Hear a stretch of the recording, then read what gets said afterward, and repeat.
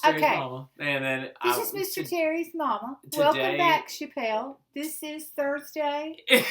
You don't need to give a date. So you'll be like, welcome back, Chappelle. This is Mr. Terry's mama. Today we're going to talk about the American Revolution. Okay? Okay. Okay, can you do that? Ready? All right, are you ready? Okay. All right. You ready? Yeah, I'm ready. When I clap, you're going to go. Okay. Okay. You ready? Sorry, Daddy's poking his head in here. Okay. All right, you ready? Okay. Daddy, if at any point you want to stick your No, head in here, please, you're Lord. more than welcome. Okay. So, you ready? Welcome back, Chappelle. I didn't get... All right, you ready now? Okay. Okay. Well, I didn't... One more time. Let me clap, and then Okay. you do it. All All right. right, so, you ready? Okay. Welcome back, Chappelle. This is Miss Terry. This is Mr. Terry's mama from North Carolina. Today we're going to talk about the American Revolution. Now tell them what you know about the American Revolution. I'm going to let Mr. Terry tell you what we know about the American Revolution. All right.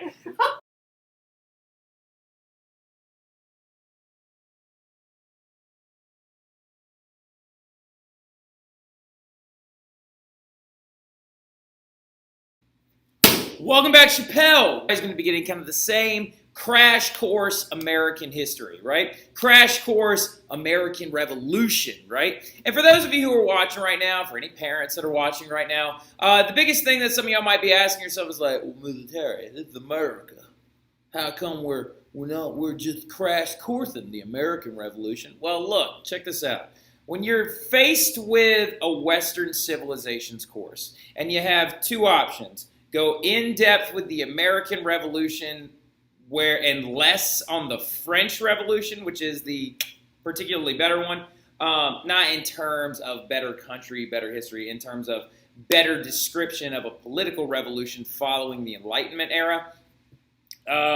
Whenever you're looking at those two things side by side, you want to take the opportunity in a Western Civ course to go really, really deeply into the French Revolution that students in a learning experience would otherwise not offer you in an American class, right? So the biggest thing about it is next year you're going to be going into this as well in your American history classes. But let's go ahead and get after it, all right? I'm going to go ahead and put a timer on so we don't take too much time because it's a crash course, right? And I know some of you are like, top 9, there's 10. Well, yeah, it's top 10. Sorry, I got a little excited. I had to add one more. Now, biggest thing going into this is we're going to be moving quick, all right? And so make sure that you're not writing every single thing down word for word, and we're just kind of glossing over stuff that you probably learned when you were younger anyway, right? So anyway, let's go ahead and get after it, shall we? So the first thing about the American Revolution is it all kind of got started in the Commonwealth period in England, right? Underneath Cromwell. So Cromwell's awful, as we already know, right? Cromwell's a pretty terrible dude, and he decides that he is going to set up these things called the Navigation Acts, right? And the Navigation Acts were a series of laws that actually set in motion that American colonists were only allowed to trade with goods that were coming off British ships. Now, this is giving a shipping and tax collecting and duty collecting monopoly to the British East India Company particularly, right? But also just any British maritime vessel in particular. Now, the thing about it is that the colonists were getting their goods a lot cheaper from the Dutch at the time, right? So, anger level by this point, it's kind of medium, right? So, the Navigation Acts is still just an overreaching thing because American colonists are living on the exterior of Western civilization. There are no urbanized city sectors yet. There are no beefed up political units yet. There are no intense structures there to give them lives that are adequately the same as those in Western Europe. So a lot of these colonists were like, well, look, if we can get goods for cheaper from the Dutch, we should be allowed to do that because we're over here trying to survive while they're over there living in London kicking butt, all right? So they're just like, okay, we're just a little mad about this, but we'll figure it out, even though they're basically ripping us off because if we make a hat here, then they won't let us sell it in England. Whatever. But then, following 1651, going into the early 1700s, there was the French and Indian War, right? Also known as the 7 Years' War in Europe. And as we know, the British defended the colonies in the French Indian War. The British defended the 13-colony area in the French and Indian War away from French and Native American armies. And also against the Spanish, because the Spanish are going to try and help, push the Brits out as well. But everybody ends up failing, and British end up winning. But the thing about winning a war is just because you win a war doesn't necessarily mean that it didn't cost a ridiculous amount of money. So in the French and Indian War, granted, the French lost Canada, well, except for French Canada, but most of Canada, the entire, Louisiana territory to the Spanish, this massive area along the Mississippi River to the Brits. Well, the British are still now going to be 140 million pounds, which is their economic currency, right? We have the dollar, they have the pound, right? They're going to be 140 million pounds in debt. That's doubling their national debt following this war. It was only 70 million pounds going into it, right? And how do governments try to get money as fast as they can? They tax people, right? So this is going to begin a series of taxes that the American colonies felt were outright ridiculous, outright unfair, outright overzealous, and outright rude, right? So the first one is going to be like the Sugar Act, and then there's going to be some up and downs with some other acts and things like that. And then the Navigation Acts were some examples of that as well. Well, the biggest one that is studyable, in a sense, I'm going to go ahead and leave my noggin up here. The one that's most studyable is the Stamp Act, which was from 1765 to 1766, right? Which was a huge tax on all printed materials, legal documents, anything printed on paper had a huge excise tax on it through the British government, right? This is the actual stamp that they would smack on stuff, meaning that it had been taxed. This is the political one. So during this whole period, you got to understand, there's a lot of political uproar, right? A lot of the colonists are starting to get really, really mad. They're starting to get really, really angry. And this is during the era of mass publications. So they're starting to release propaganda, like political cartoons and stuff like that. So this is one of the cartoons that was actually published in some of Benjamin Franklin's earliest newspapers. This is the place to affix the stamp. And it's like the death to the colonies, right? Now, the result of the Stamp Act is going to be massive amounts of opposition, right? Huge riots, violence, particularly on tax collectors, and then a very famous phrase known as no taxation without representation. Now let's explain the violence real quick. So there ended up being this group called the Sons of Liberty, and they started leading these raids where they would beat up, tar, and feather tax collectors. See the feathers on this tax collector? And they're pouring hot tea down his throat, right? So that's a big one. And then also not to mention the fact, too, that there was this phrase, no taxation without representation. Basically, the colonies were saying, you cannot tax us like this if we don't have representation in the parliament. We deserve seats in the parliament, right? That's what they wanted. They wanted representation in the House of Commons, but they didn't have any. So they just started chanting, no taxation without representation. This is ridiculous, and da-da-da-da-da-da. They're starting to get really angry, and they're starting to lead riots and protests and stuff. And then in one night in Boston in 1770, a massacre occurs, right? Tensions are growing, and there's this kid and this British soldier, and then the kid's like, hey, you didn't pay my boss the money you owed him. He starts poking him in the chest like this. And then the guy's like, I need you to back up. The British soldier's like, I need you to back up. And then the kid's like, hey, everybody, this guy's trying to rip me off. And then all these people in Boston start showing up, and they start yelling at these British officers. And then 8 more British soldiers show up, and then no one knows what happened for sure. But we're all pretty confident that people started throwing snowballs and sticks and rocks at the British soldiers, taunting them into shooting at them,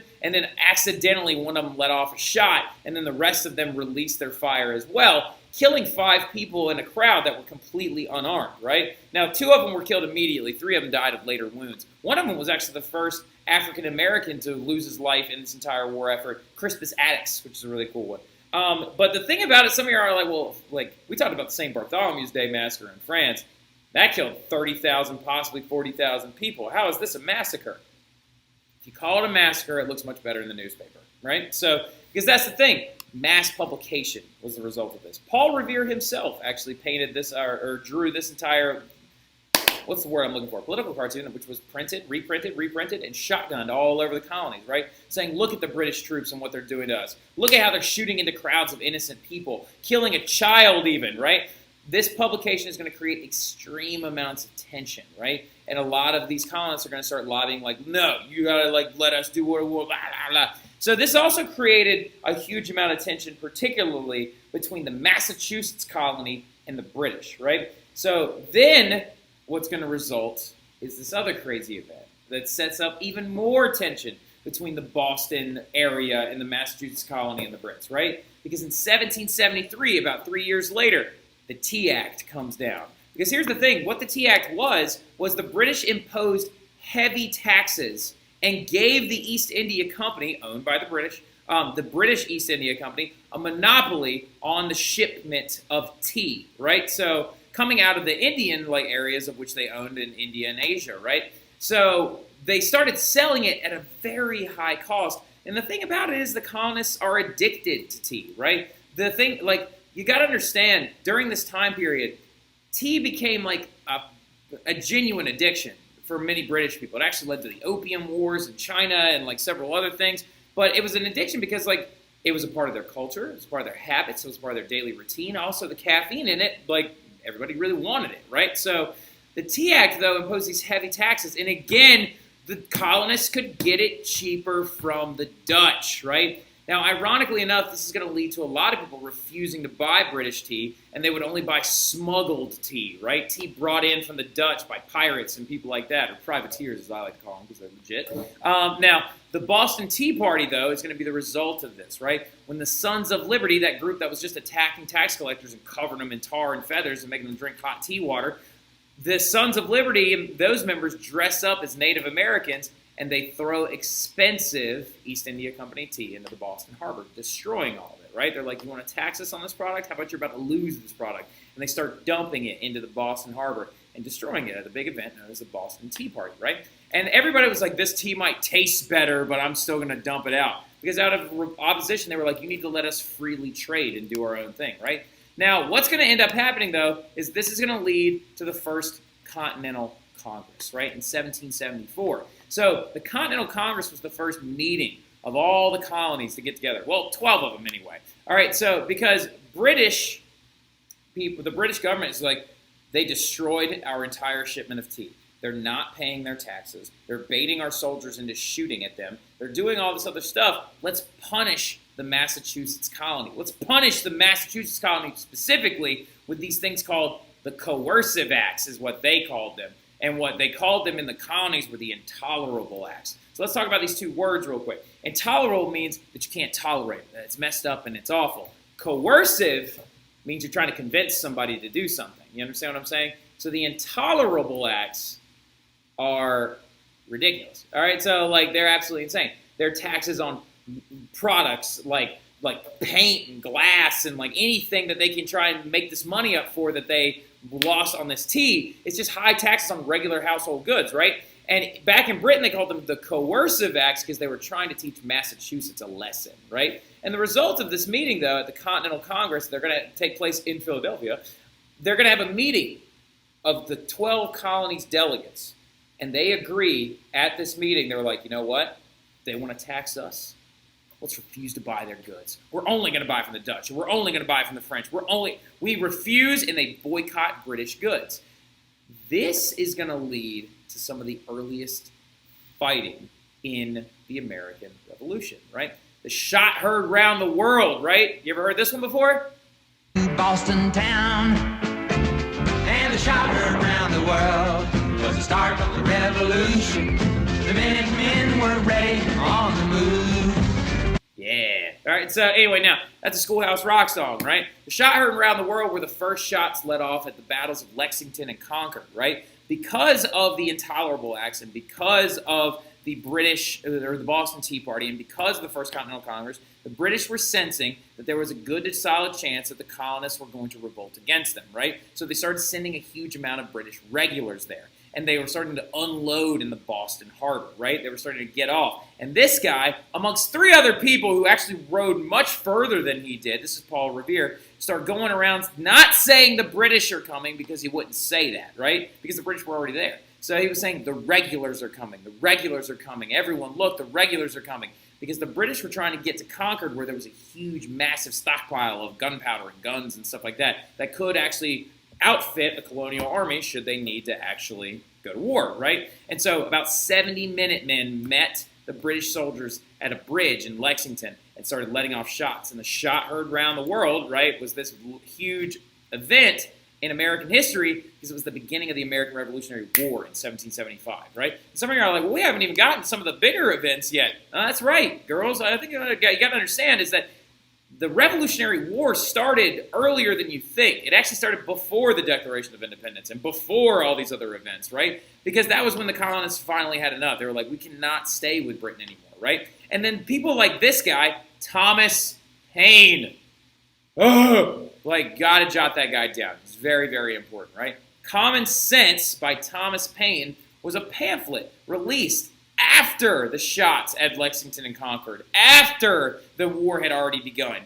A pamphlet, sound familiar? Remember Martin Luther had a pamphlet war as well, right? Pamphlets were a big deal during this time period, right? Now, issued by a guy named Thomas Paine that advocated that it is common sense that the colonies revolutionize against Britain and separate themselves completely, right? The result of this is going to be a massive sensationalism. It's going to get printed and redistributed all over the 13 colonies. And so the colonists and the Continental Congress and the Founding Fathers are now going to find massive support for this war, and people start entering militias and joining up as fast as they possibly can. And then, in 1776, drafted up by Thomas Jefferson, approved and reread by Benjamin Franklin, and edited by John Adams. In 1776, war is in full swing. And there's a second meeting of the Continental Congress in Independence Hall in Philadelphia, which I have been to numerous times. They sat down and they formally declared the U.S. independent from the British government, and they all signed the Declaration of Independence. John Hancock signed it particularly big because he wanted to make sure everybody saw him, right? So, and then apparently the Liberty Bell rang. That's not necessarily true, all right? We don't know that for sure, but that's why the Liberty Bell is such a big symbol, because they're like, oh, they rang it the second they signed the Declaration of Independence. We don't know that. There was already a crack appearing inside of it. They may not have actually rang it at the time, you know what I mean? But it served as a symbol of independence and freedom ringing. Let freedom ring, right? So it served as that big marquee moment, even though maybe it didn't necessarily ring at the time. But the Declaration of Independence was also a declaration of war. On July 4th, 1776, some delegates signed it. A bunch of them didn't sign until August. One of them didn't even sign until November, right? But we formally declared ourselves independent, which is then going to lead to a massive Revolutionary War, right? The Revolutionary War raged on from 1775 to 1783 until the British finally surrendered at the Battle of Yorktown, right? Now, so looking at this, as you can tell, this is Washington crossing the Delaware. As you can see, he's breaking through ice, and he's trying to get over this Delaware River. This is New Jersey over here. He's crossing the Delaware River into Pennsylvania, where he's going to sneak up on a bunch of German soldiers that are actually really, they had partied way too hard the night before on Christmas Eve, and they were all kind of hungover, and he was going to go show up and beat them up. And they're called the Hessians. All right, so now, but this was a tough war, right? Climatological stuff like ice and really hard winters affected the Continental Army, who were not properly outfitted for a cold war, and it also went up and down the entire time, and the British were much more experienced. But at major battles like Trenton and Saratoga, the Continental Army was able to use their home field advantage, and also this militia setup and guerrilla-style warfare to win the American Revolutionary War. And the Treaty of Paris would be signed in 1783. When the United States of America would become a completely autonomous country, away and free of British rule, right? That right there are my top 10 events of the entire American Revolution. But as you can tell, it follows the revolutionary model. Extreme dissent, upset, public's mad, Enlightenment ideas start coming in about free economies and free trade. We'll talk about the Enlightenment thinkers that specifically affected this war before we get into France. Ba-da-da-da-da-da-da. And then now America is a revolutionized free country. And this is actually a painting from the signing of the Treaty of Paris. The British delegates that showed up to sign the Treaty of Paris refused to pose for the painting, so it was never actually finished. So I think it's kind of funny. But yeah, that's where we're going to stop. That's Crash Course American History.